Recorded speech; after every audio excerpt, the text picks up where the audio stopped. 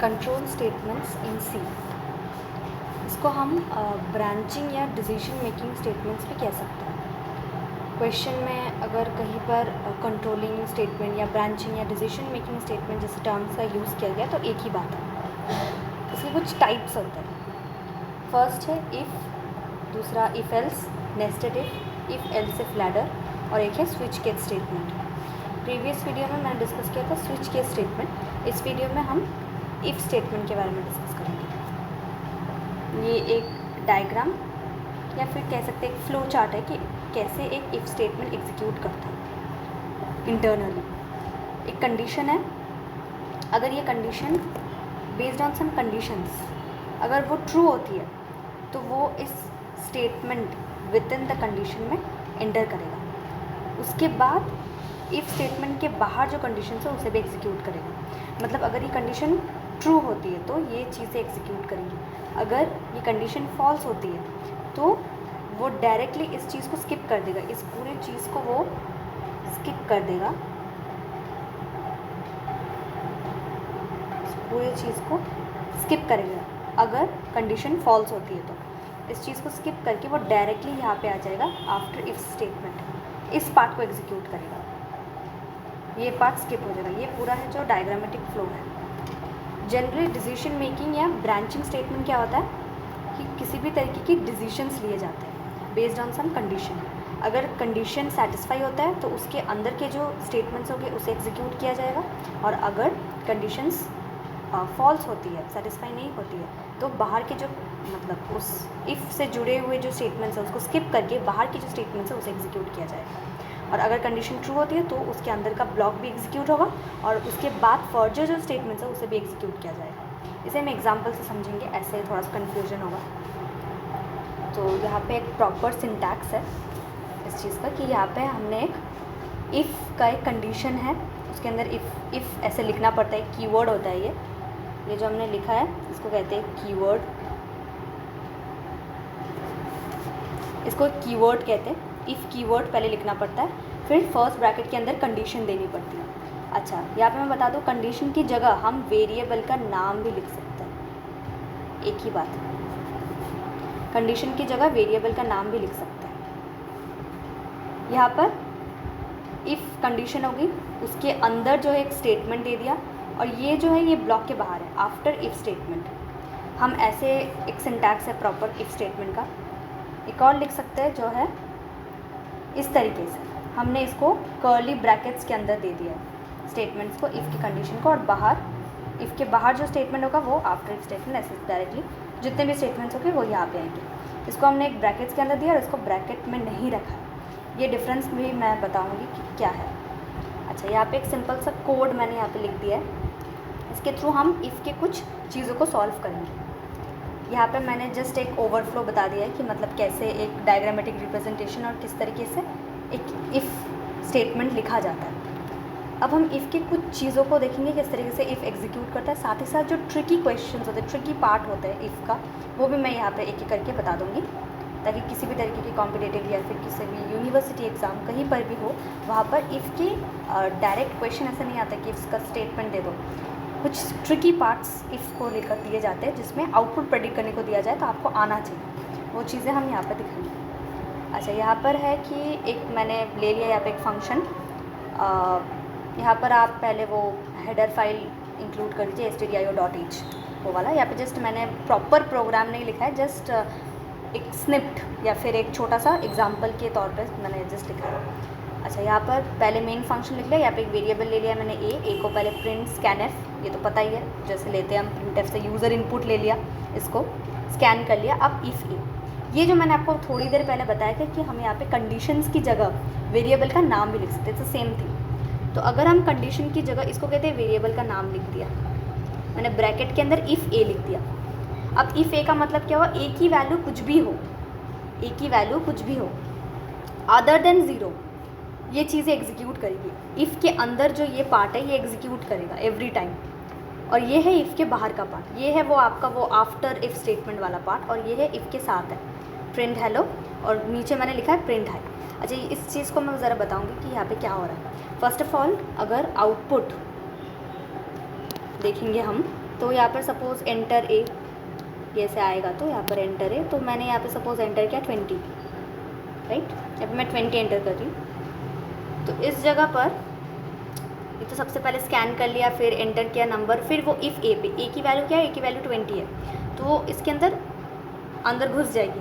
यहाँ पे मैंने कोई कंडीशन नहीं दिया है, मैं कह रही थी कि यहाँ पे कंडीशन चेक होगा।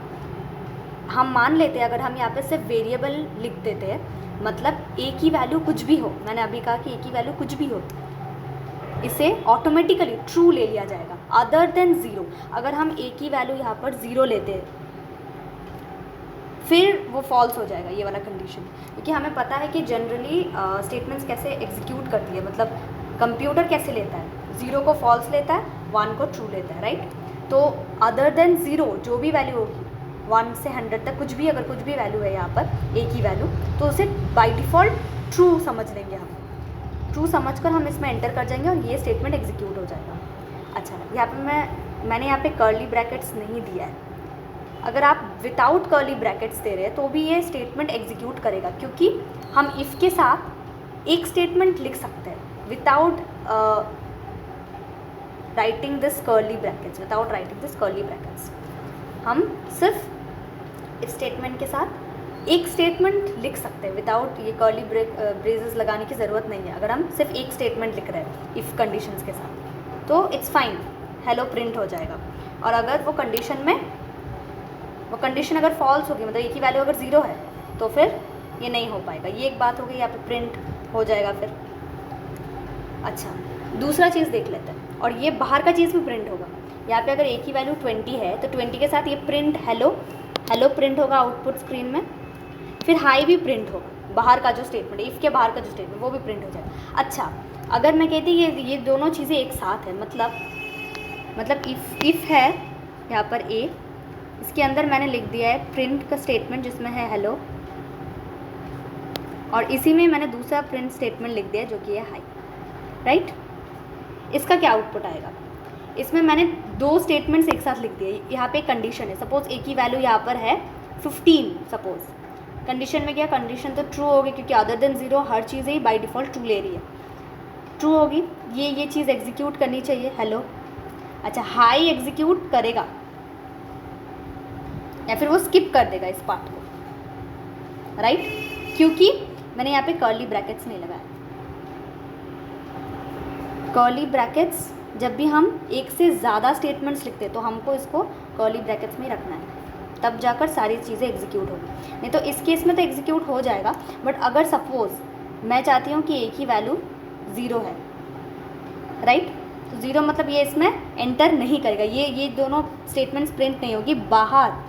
अच्छा, मैंने कर्ली ब्रैकेट्स हटा दिया, बाहर मैंने प्रिंट एफ का स्टेटमेंट लिखा है यहाँ पे कि सपोज़ कुछ एक लिख देती हूँ मैं, एज समथिंग लाइक दिस, ये प्रिंट होगा। मुझे लग रहा है ए की वैल्यू तो 0 है तो ये इसमें एंटर ही नहीं करेगा, ये चीज़ प्रिंट होगी, बट नहीं, ये दोनों चीज़ें प्रिंट होगी, हाई भी प्रिंट होगा, एच वाला भी चीज़ प्रिंट होगा, क्योंकि बाय डिफ़ॉल्ट यहाँ पे कर्ली ब्रैकेट्स नहीं है, तो इफ़ के साथ इसको एक स्टेटमेंट मान लिया जाएगा और इस पार्ट को स्किप कर दिया जाएगा। सो उसके बाद सिर्फ ये दोनों चीज़ें एग्जीक्यूट होंगी। I hope it's clear.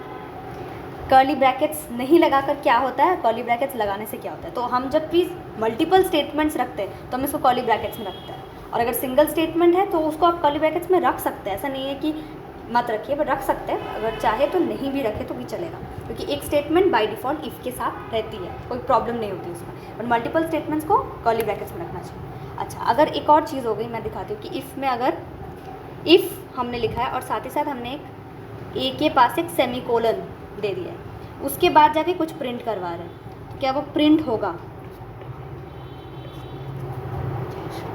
ये एक बात है कि यहाँ पे प्रिंट होगा कि नहीं होगा। इफ़ ए सेमीकोलन है और उसके बाद मैंने ये प्रिंट का लाइन लिखा है, तो हाँ, ये एग्जीक्यूट कैसे करेगा, एरर तो नहीं देगा ऑफ कोर्स, बट ये इसको नॉर्मल की तरह लेगा। कंपाइलर इसको जैसे एक नॉर्मल फंक्शन जैसे एग्जीक्यूट करता है, just line to line sequential execution. Semicolon मतलब क्या होता है? टर्मिनेट हो जा रहा है, मतलब कि आपका सिंगली कोड जैसे कंपाइलर जैसे लाइन टू लाइन रीड करता है वैसे रीड किया, उसने प्रिंट किया, स्कैन एफ किया, सब किया। जब वो इफ़ में आया तो उसने देखा अच्छा इफ़ ए है, ठीक है, सेमीकोलन आ गया, उसके बाद जाकर वो डायरेक्टली जस्ट प्रिंट कर देगा। ये जो स्टेटमेंट होगी प्रिंट कर दिया। दूसरा भी अगर कोई एक स्टेटमेंट है यहाँ पे सपोज, चलो ये भी प्रिंट कर दिया, फिर उसने सारी चीज़ें यहाँ पे एक के बाद एक प्रिंट होती जाएगी। सपोज़ इफ़ की वैल्यू अगर यहाँ पर ये सेमीकोलन से, इसका क्या मतलब होता है, वो जस्ट इफ़ की तरह काम नहीं कर रहा है। मतलब इफ़ क्या कर रहा है, कंडीशन चेक कर रहा है, उसके बाद कुछ कर रहा है, वो काम ही नहीं कर रहा है इफ़ की तरह। नॉर्मली एक स्टेटमेंट समझ रहा है, उसको ख़त्म करके फिर दूसरा जैसे प्रिंट एफ चल रहा है, वो ऐसे करके प्रिंट किया जा रहा है। That's it. अगर यहाँ पे एक ही वैल्यू यहाँ पे 0 होती मतलब तो फॉल्स है, तो इसमें नहीं घुसना चाहिए, ये चीज़ें प्रिंट नहीं होनी चाहिए। अगर मैं इसको कर्ली ब्रैकेट्स में भी रखूँ तो इसको प्रिंट नहीं होना चाहिए। बट इस केस में क्या होगा, वो एक की वैल्यू 0 है तो क्या हुआ, वो तो कंडीशन नहीं देख रहा है कि वो कंडीशन चेक कर रहा है। वो नॉर्मल सेमीकोलन मतलब नॉर्मली एक लाइन की तरह देख रहा है, ठीक है अच्छा ये है, उसके बाद नेक्स्ट लाइन में प्रिंट कर देगा, ये भी प्रिंट कर देगा। That is what how it will look like अगर सेमीकोलन देते हैं। अच्छा एक और बात है मुझे बताना कि अगर हम इफ़ को अगर ऐसे लिखते हैं, इफ़ ए कोलन लिखकर हम कुछ प्रिंट करवा रहे हैं, चलो सपोज ऐसा कुछ प्रिंट करवा रहे हैं, तो क्या ये प्रिंट होगा, इसमें कोई एरर आएगा या फिर किस तरीके से एग्जीक्यूट करेगा, अगर करेगा भी तो क्या होगा जनरली। तो ये मुझे एक क्वेश्चन है, तो इसे कमेंट्स में ज़रूर बताना कि इसका क्या आंसर होने वाला है, क्या आएगा, एरर आएगा कि क्या आएगा, नहीं आएगा। अच्छा एक और चीज़ है यहाँ पर, अगर कंडीशन दे दिया, सपोज मैंने यहाँ पे कंडीशन दे दी है इफ़ एज ग्रेटर देन 20, ऐसा कुछ एक कंडीशन दे दिया है मैंने यहाँ पे। पहले वो आपको वॉइड मेन पेन है, एज आप एक वेरिएबल ले लो एज नाम का, उसको स्कैन एफ प्रिंट एफ सब करवा लेना। मैं जस्ट यहाँ पे लॉजिक को समझाने की कोशिश कर रही हूँ। तो यहाँ पे इफ़ एज ग्रेटर देन 20 है, अच्छा उसके बाद यहाँ पर मैंने प्रिंट करवा दिया, सपोज़ आपका ऐसे कुछ एक मैंने यहाँ पे प्रिंट करवा दिया, राइट। तो ये आपका इसमें घुसेगा एज में। आप चाहो तो इसको कर्ली ब्रैकेट्स में नहीं भी रख सकते हो इफ़ यू वांट।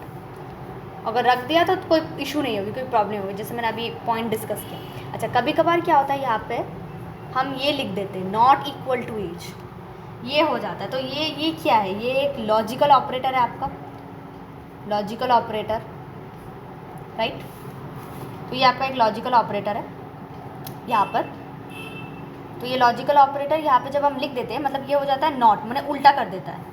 अगर यहाँ पे मैंने 0 लिखा है, एज की वैल्यू मैंने यहाँ पे 0 दे दी है, सपोज़ अगर ये कंडीशन में हुआ इफ़, तो उल्टा काम करेगा। मतलब नॉट ज़ीरो मतलब 1 मतलब ट्रू है, ये 0 नहीं है, ये कोई ट्रू वैल्यू रिटर्न करिए। तो ऑब्वियसली इसके अंदर जो स्टेटमेंट्स होगी, अगर मैंने ऐसे लिख दिया है तो इसके अंदर जो स्टेटमेंट्स होगी print F suppose high I am saying, और इसके अंदर और भी अगर कुछ स्टेटमेंट्स है ये सारी एग्जीक्यूट कर जाएगी, क्योंकि यहाँ पे नॉट ऑपरेटर है, मतलब उल्टा कर दिया। अगर एज की वैल्यू यहाँ पे अगर 0 हो गई तो नॉट 0 का मतलब हो गया 1, मतलब ट्रू है, तो ये इसके अंदर एंटर करके काम कर देगा। तो ये है एक पॉइंट है। एक और पॉइंट है ये चीज़, अगर मैंने यहाँ पर इफ़ एज इक्वल टू 25 ये लिखना और ये लिखना, इफ़ एज इक्वल टू 25, क्या दोनों चीज़ें सेम है? नो, दोनों चीज़ें सेम नहीं है, वो डिफरेंटली एग्जीक्यूट करेंगी। अगर आप लिखते हैं कि एज की वैल्यू यहाँ पर 25 इस तरीके से है, इनिशियली मैंने एज की वैल्यू दे दी सपोज 10 दे दी मैंने, तो अब 10 यहाँ पर आप देखेंगे कि 10 इक्वल टू 25, यहाँ पे हम सोच रहे हैं कि हम इक्वलिटी चेक कर रहे हैं, बट एक्चुअली ये क्या है, ये सिंगल इक्वल टू का मतलब क्या है, असाइनमेंट ऑपरेटर। ये हमने मतलब पहले ऑपरेटर्स वाले वीडियो में पढ़ा था कि कितने टाइप्स के ऑपरेटर्स होते हैं, सब क्या होता है। सो ये है असाइनमेंट ऑपरेटर, राइट।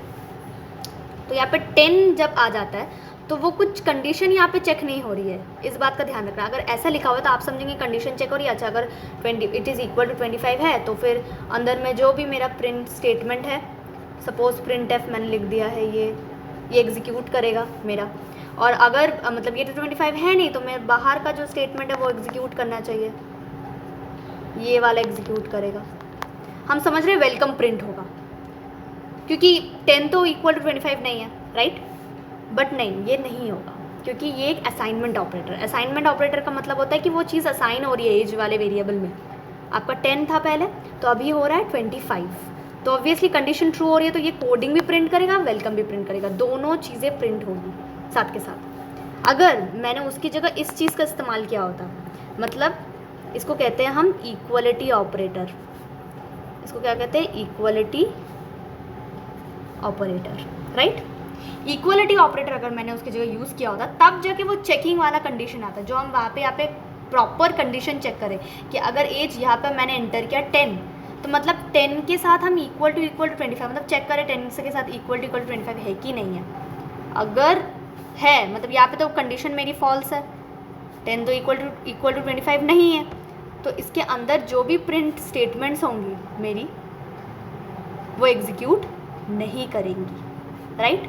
हम यही देखना चाहते हैं कि इसके अंदर जो भी स्टेटमेंट्स है वो एग्जीक्यूट ना करें, और इसके बाहर जो स्टेटमेंट्स होगी आपकी वो एग्जीक्यूट ज़रूर करेंगी। जैसे कि आपका इस केस में क्या होगा, आपके पास जो भी चीज़ें हैं वो एग्जीक्यूट ज़रूर करेंगी। मतलब आप चाहते हैं कर्ली ब्रैकेट्स के अंदर जो भी है हेलो हाई ये दोनों नहीं करेंगे, और बाहर जो है कोडिंग वेलकम ये दोनों चीज़ें एग्जीक्यूट करेंगी। अगर मैंने इसकी जगह 25 लिखा होता तो ऑब्वियसली 25 इक्वल टू 25 होता, और कंडीशन मैच करता तो मेरा हेलो हाई ये दोनों तो प्रिंट होता ही, उसके बाद जाकर कोडिंग वेलकम ये दोनों चीज़ें भी प्रिंट होती, क्योंकि ये एज इफ स्टेटमेंट्स है जो सब नॉर्मल प्रिंट स्टेटमेंट्स, ये दोनों तो प्रिंट होगा ही, दोनों केस में प्रिंट होगा। ये कंडीशन चेक हो रही है मतलब इफ़ के लिए हो रही है कि इफ़ का अगर कंडीशन अंदर का अगर ट्रू है तो हम अंदर के स्टेटमेंट्स को एग्जीक्यूट करेंगे, नहीं तो हम सिर्फ बाहर के स्टेटमेंट्स को एग्जीक्यूट करेंगे। और अगर इफ़ कंडीशन ट्रू होती है तो ये दोनों स्टेटमेंट्स एग्जीक्यूट होगी, उसके बाद ये दोनों भी होंगी। That is what it is. तो यहाँ पे ये जनरली क्वेश्चन आता है कि what is the difference between equal to, मतलब सिंगल इक्वल टू और डबल इक्वल टू के बीच में क्या डिफरेंस होता है। तो आपको याद ध्यान रखना है कि सिंगल इक्वल टू होता है असाइनमेंट ऑपरेटर और डबल इक्वल टू होता है इक्वलिटी ऑपरेटर। यहाँ पे आप एक्चुअल में चेक कर रहे हो कंडीशन के तरीके से कि इक्वलिटी क्या होती है, और यहाँ पे होता है कि असाइन कर रहे हो आप वैल्यू यहाँ पर। तो ये एक चीज़ है।